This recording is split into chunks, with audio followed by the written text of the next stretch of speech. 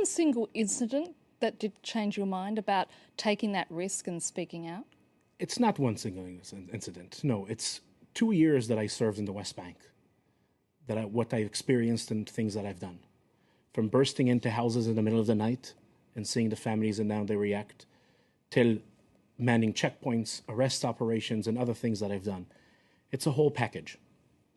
And when you reached that point, were you revolted by what you had witnessed? I mean, once you started to explore all those past incidences, did you start rethinking the whole package? Yeah, definitely yes. I think mainly for me was learning things about myself way before about the big politics. I went through my service believing that I'm a good guy and that we are the good side. And suddenly I discovered what we've done and what I took part in. And that's why I felt that I need to do something. And how would you... הבנתי שכאילו, בשביל להיות שם, אז צריך לשבור להם את הרוח, לשבור אותם. לשבור אותם זה אומר שיחכו, ושיהיה להם בד על העיניים, ושתייחסו להם לא יפה, ושיכתבו מוות לערבים על השכפ"ץ. And in breaking the silence, we are over 950 combat soldiers who say, occupation, no. Yeah, that is wrong. This is not the path to go. Is it possible for an Israeli soldier to serve in the territories with a clear conscience? I don't believe that a soldier who served in the occupied territories has clean hands. It's not that I think that we are all, it's not that every soldier murders innocent Palestinians. Far away from that. But no Israeli soldier who served in the occupied territories, his hands are clean after that. Because at the heart of what you do, there is no way of seeing Palestinians as equal human beings to you. I'll just give you one example, which is, nothing extreme, nothing exceptional, something very routine and banal. I served for 14 months in Hebron. Right now in Hebron, as we are sitting here and having this discussion, there are 2 military patrols that their job is to do what we call in the military to make our presence felt. What does it mean? The military logic says this. If Palestinians will get the feeling that the IDF is all the time everywhere, they'll be afraid to attack. So what do you do to give them this feeling? You make your presence felt. You start your night shift patrol. 10 o'clock till 6 o'clock in the morning, 8-hour shift. You walk in the streets of the old city of Hebron. Break into a house, Palestinian house, of course. Not a house we have intelligence about. I'm the sergeant. I lead the patrol. I choose a random house. Wake up the family, men one side, women the other side. Search the place. You can yourself imagine the dynamics, yeah? Climb to the roof, jump from one roof to another, come out through another house, wake the family. And basically that's how you pass your 8-hour shift. 24 hours a day, 7 days a week. From September 2000, when the second Intifada started, till today, now. It didn't stop for 1 second. Yeah, the idea is that every Palestinian will feel the military is right here. You don't know when we're going to show up, what we're going to do, when it's going to end, how it's going to look like. It's to do what we call in the military, ליצור תחושת נרדפות, to create the feeling of being persecuted. Now, when this is your mission, again, this is not an action of a rogue soldier or officer. This is your mission. There is no way of doing it nice.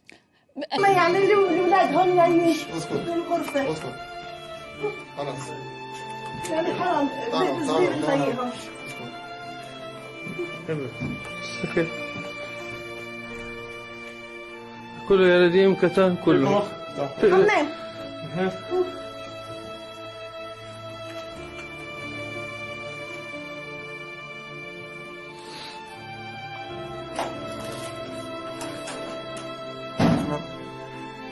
نايف نعمان دعنا نايف نعمان دعنا دلال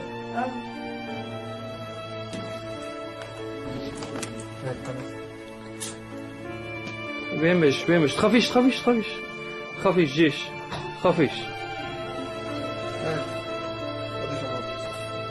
هذا عمره شو اسمه 8 سنين 8 وهذا عمره 11 سنة 11 I realized that my job is actually to maintain an apartheid system. Very early on, I understood that the rights that the Jewish settlers have are not the rights that the Palestinians have. I understood that I cannot touch a Jewish settler if he is attacking a Palestinian. The best I can do is call a local police department to come handle it. like I would do at home in Jerusalem. So these Jewish settlers that live in Hebron are living under the same rights that I live in Jerusalem, but a Palestinian next to them, next house over, next building over, sometimes next apartment over, lives under my rule, my military rule. And I can do whatever I want with him. I can take his home as a temporary base for a few hours to a few days to a few weeks. I can decide that I'm arresting the people of the house and tying them up to the fence of my base. If we will get an order to demolish their home or just lock their front door and don't let them out into the street their house is on, a street that only Jewish settlers can walk on and Palestinians cannot. So they have to walk through windows to yards, into the other side, into the Kasbah of Hebron. I think realizing all of that in a very, very early stage in my service helped me understood that someone was lying to me along the way. I didn't feel like I'm protecting anyone. I didn't feel like I'm helping anyone feeling more safe. I feel like I'm terrorizing people. I feel like for the first time in my life, the boundaries between good and bad that I learned as a kid, and obviously I learned that I'm on the good side, was broken.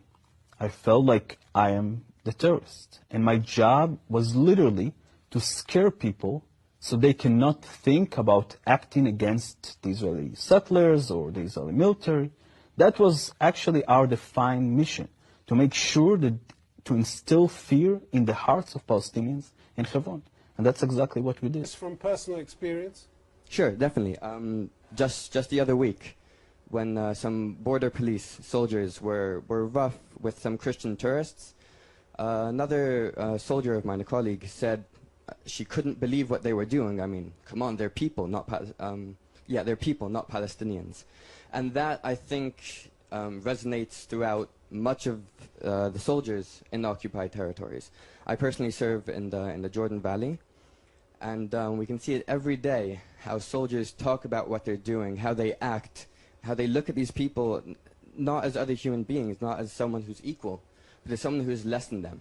And to think that, oh no, we can just leave that racism there, we can leave that xenophobia, no, they'll only be racist, they'll only humiliate Palestinians, of course not.